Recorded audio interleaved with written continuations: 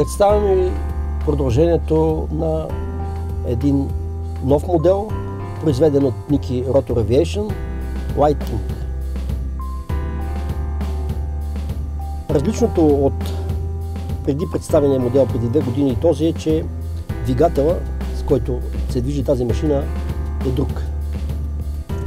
Двигателя е на D мотор, белгийско производство, 2200 кубически сантиметра и 95 конски сили мощност. Почти по параметри, технически характеристики на мощност и теглителна сила е като Rotax 912. Различното в него е, че е изцяло с водно охлаждане. Изключително малък, компактен двигател, теглото му е изключително малко. 42 кг е целият двигател без аксесуарите към него. С всичко останало към него, което е необходимо за неговата работа, с радиатор, с допълнителни течности за охлаждане, теглото става около 60 кг. Така че по този начин можем да гоним изключително ниско тегло на машината и към което така и се стремим.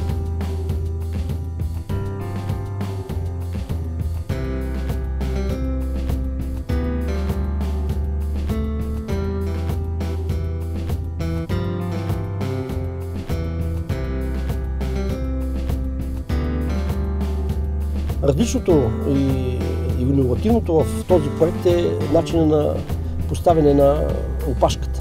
Тоест, опашката излиза от оста на витлото.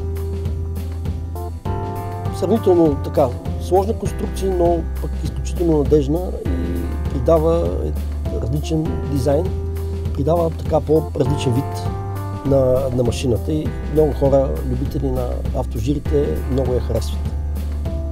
Това е първата машина, която след 2 дни заминава за Флорида.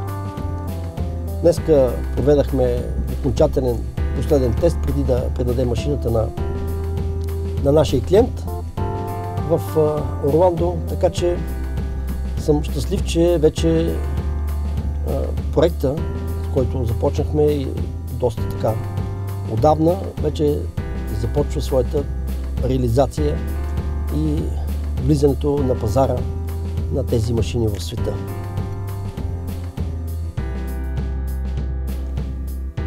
Автожира е машина, която е хибрид между вертолет и самолет. Прилича на вертолет, ама не е. Има перка като на самолет, ама не е. Тоест, конструкцията на такъв тип летателен апарат е направен много отдавна, още през 1920 година. Е измислен този принцип на полет. Но съчетава в себе си и едното и другото.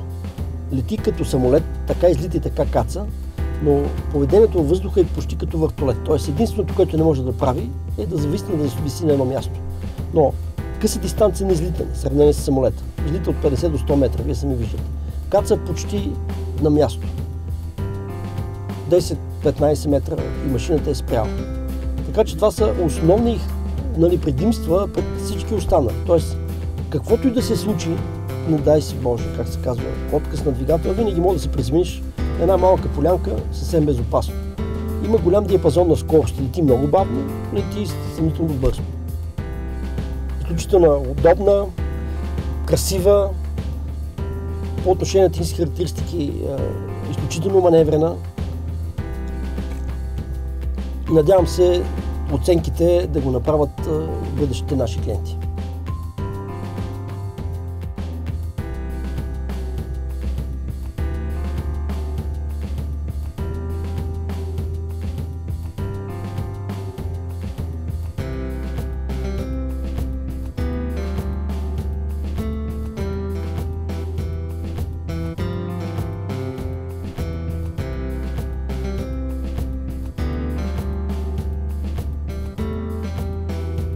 Този модел се произвежда от 2 години.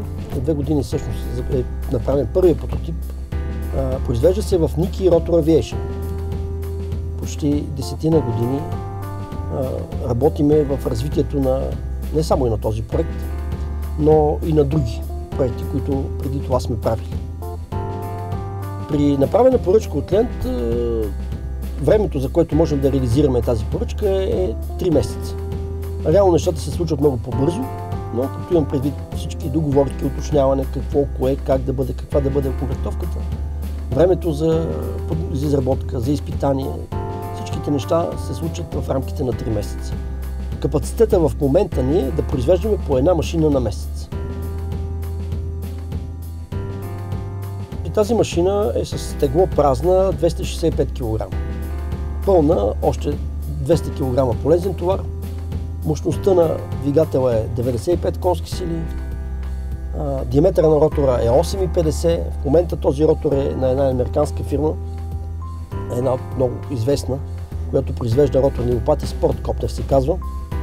И цяло другата конструкция е наше производство, и като дизайн, и като композитни изпълнения, изцяло от композитен материал.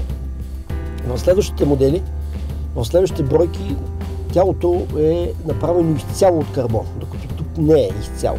Следващите ще бъдат значително по-леки, може би теглото, около което се гоним, ще бъде под 250 кг на празна машина.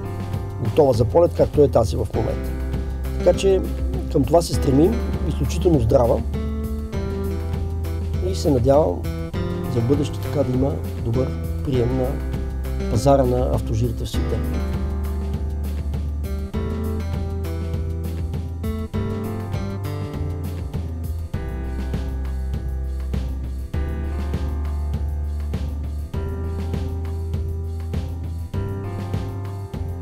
Невероятно удоволствие това. Човек, който се е качил на такава машина, по принцип на автожир, просто забравя за всичко останало. Карат ти да се чувстваш изключително свободен, като птичка.